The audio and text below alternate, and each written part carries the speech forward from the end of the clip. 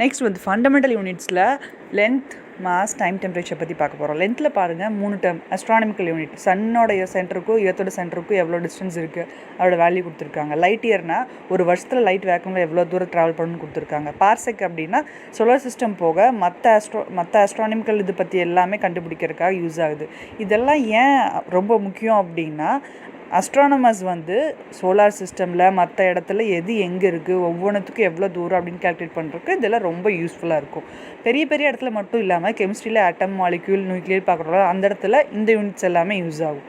Mass வந்து பார்த்திங்க அப்படின்னா எஸ்ஐ யூனிட் வந்து கிலோகிராம், கிராமு இந்த மாதிரிலாம் கன்வெர்ட் பண்ணுவோம்ல. இங்கே முக்கியமான டேர்ம் ஏஎம்யூ. நெக்ஸ்ட் டைம், இது வந்து பார்த்திங்கன்னா செகண்ட்ஸு, மினிட்ஸு, ஹார்ஸ், ஒரு வாரத்துக்கு 7 நாள், ஒரு வருஷத்துக்கு இவ்வளோ நாள், இது எல்லாமே சொல்லுவோம்ல.